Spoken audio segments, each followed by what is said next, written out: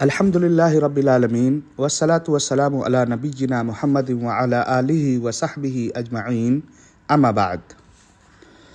آج کے اس درس میں ہم رمضان کے آخری عشرے کے تعلق سے کچھ باتیں آپ کے سامنے رکھنے کی کوشش کریں گے۔ اللہ تعالیٰ نے بعض اوقات کو بعض دوسرے اوقات پر فضیلت بخشی ہے، جس طرح سے کچھ جگہوں پر فضیلت بخشی ہے۔ اللہ تعالیٰ نے ثواب کے حصول اور بلندی درجات کے لیے بکثرت نیکیوں کی انجام دہی کو مشروع کیا ہے، اور ہم لوگ رمضان کے آخری عشرے میں چل رہے ہیں۔ چنانچہ آج کے اس درس میں رمضان کے آخری عشرے کی کچھ خصوصیات پیش خدمت ہیں۔ پہلی خصوصیت یہ ہے کہ نبی اکرم صلی اللہ علیہ وسلم رمضان کے آخری عشرے میں اس تندہی سے عبادات انجام دیا کرتے تھے کہ اس مہینے یا سال کے دیگر راتوں میں اس تندہی سے عبادت انجام نہیں دیا کرتے تھے۔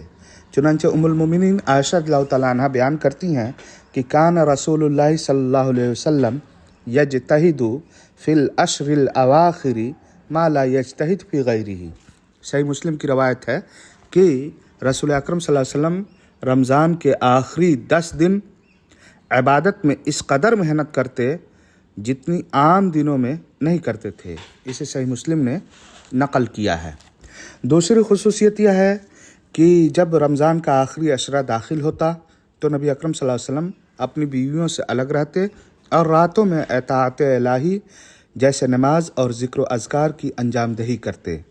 ام المومنین عائشہ رضی اللہ تعالیٰ عنہ بیان کرتی ہیں کہ کان النبی صلی اللہ علیہ وسلم اذا دخل العشر شد مئزرہ وَأَحْيَا لَيْلَهُ وَأَيْقَظَ أَهْلَهُ، کہ جب رمضان کا آخری عشرہ ہوتا تو نبی صلی اللہ علیہ وسلم عبادت کے لیے کمر بستہ ہو جاتے، شب بیداری فرماتے اور اپنے اہل خانہ کو بھی بیدار رکھتے تھے۔ متفق علیہ روایت ہے۔ تیسری خصوصیت یہ ہے کہ مسلمان کے لیے مسنون ہے کہ وہ اس عشرے میں نماز اور عبادت کے لیے اپنے اہل خانہ کو بیدار کرے اور انہیں نیک اعمال کو انجام دہی پر ابھارے۔ اللہ کے رسول صلی اللہ علیہ وسلم کا طریقہ یہ تھا کہ اس عشرے میں اپنے اہل خانہ کو بیدار کیا کرتے تھے، جیسا کہ اوپر ام المومنین عائشہ رضی اللہ تعالیٰ عنہ کی حدیث میں بیان کیا گیا۔ وَأَيْقَظَ أَهْلَهُ۔ چوتھی خصوصیت یہ ہے کہ نبی اکرم صلی اللہ علیہ وسلم رمضان کے آخری عشرے میں اعتکاف کیا کرتے تھے، اور اعتکاف کہتے ہیں نماز، تلاوت کلام پاک اور ذکر و اذکار جیسے اطاعت الہی کے لیے مسجد کو لازم پکڑنا۔ ام المومنین عائشہ رضی اللہ تعالیٰ عنہ بیان کرتی ہیں کہ ان نبی صلی اللہ علیہ وسلم کان یعتکف العشر الاواخر من رمضان حتی توفاہ اللہ ثم اعتکف ازواجہ من بعدہ، کہ نبی اکرم صلی اللہ علیہ وسلم رمضان کے آخری عشرے میں پابندی سے اعتکاف کرتے تھے، یہاں تک کہ آپ اللہ کو پیارے ہو گئے، پھر آپ کے بعد آپ کی ازواج مطہرات اعتکاف کرتی رہیں۔ متفق علیہ روایت ہے۔ اسی طرح سے خصوصیت یہ ہے کہ اس آخری عشرے میں شب قدر ہے۔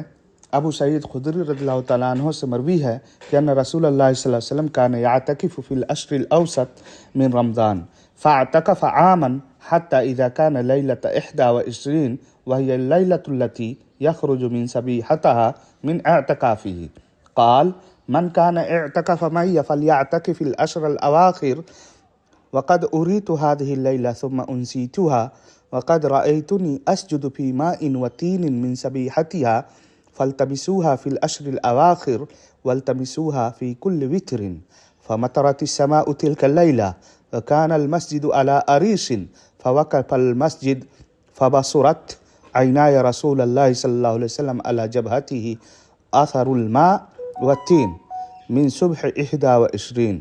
متفق علیہ۔ رسول اکرم صلی اللہ علیہ وسلم رمضان کے درمیانی عشرے میں اعتکاف فرماتے تھے۔ آپ نے 1 سال اعتکاف کیا۔ جب 21ویں رات آئی اور یہ وہ رات ہے جس کی صبح آپ اعتکاف سے باہر ہوتے تھے، تو آپ نے فرمایا جس نے میرے ساتھ اعتکاف کیا ہے وہ آخری عشرے میں بھی اعتکاف میں گزارے، کیونکہ مجھے آج رات شب قدر دکھائی گئی، پھر اسے میرے ذہن سے محو کر دیا گیا۔ چنانچہ میں نے خواب میں دیکھا کہ میں 21ویں کی صبح پانی اور مٹی میں سجدہ کرتا ہوں، اس لیے تم اسے آخری عشرے میں تلاش کرو، خاص طور پر ہر طاق رات میں تلاش کرو۔ واقعہ یہ ہے کہ اس رات بادل برسا، مسجد چونکہ کھجور کے شاخوں سے تھی اس لیے وہ بھی بہہ پڑی۔ میری آنکھوں نے رسول اکرم صلی اللہ علیہ وسلم کو دیکھا کہ 21ویں رات کی صبح آپ کی پیشانی پر پانی اور مٹی کا نشان تھا۔ یہ روایت متفق علیہ ہے۔ اس عشرے میں خوب محنت کرنی چاہیے تاکہ انسان کو شب قدر حاصل ہو سکے اور خوب اجر و ثواب سے مستحق ہو سکے۔ اپنے رب کی طرف رجوع کرنا چاہیے، خالص عمل کو اللہ کے لیے انجام دینا چاہیے، اس لیے کہ انسان نیکیوں کی انجام دہی اور افعال خیر میں محنت و جافشانی کا مکلف ہے۔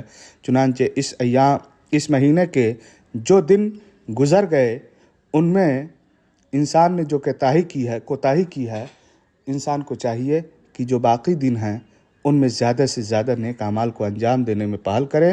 ممکن ہے ان میں نیکیوں کی انجام دہی کر کے جو وقت فوت ہو چکا ہے اس کا ثواب حاصل کر سکے۔ اے روزے دارو، آپ نے ماہ سیام کے اکثر ایام گزار لیے اور بہت کم راتیں دن بچ گئے ہیں۔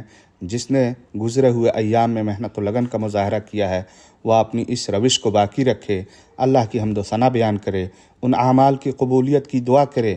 جس نے گزرے ہوئے دنوں میں سستی و کاہلی کا مظاہرہ کیا ہے، برائیوں کو انجام دیا ہے، وہ تو رب کی بارگاہ میں توبہ و گریہ وزاری کرے، کیونکہ توبہ کا دروازہ کھلا ہوا ہے۔ بچے ہوئے دنوں میں خوب عبادتوں کو انجام دے۔ بہت سارے افراد اس عشرے کو پانے کی چاہت رکھتے تھے لیکن وہ موت کا جام پی چکے ہیں اور وہ قبروں میں پوشیدہ ہو چکے ہیں، مزید نیکی کے کاموں کو انجام نہیں دے سکتے، اپنی کوتاہیوں سے توبہ نہیں کر سکتے۔ آپ لوگوں نے اللہ کی توفیق سے اس عشرے کو صحت و عافیت کے ساتھ پایا ہے تو آپ زیادہ سے زیادہ نیک کام اور دعا کا اہتمام کریں تاکہ آپ رحمت الہی سے فیضیاب ہو سکیں، دنیا و آخرت کی سعادت مندی اور کامرانی آپ کو حاصل ہو سکے۔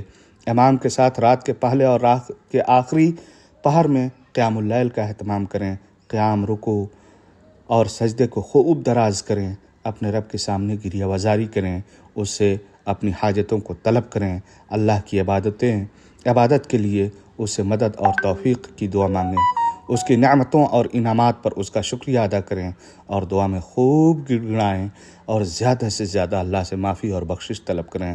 السلام علیکم ورحمۃ اللہ وصلی اللہ علی نبینا محمد وعلی آلہ وصحبہ اجمعین۔ السلام علیکم۔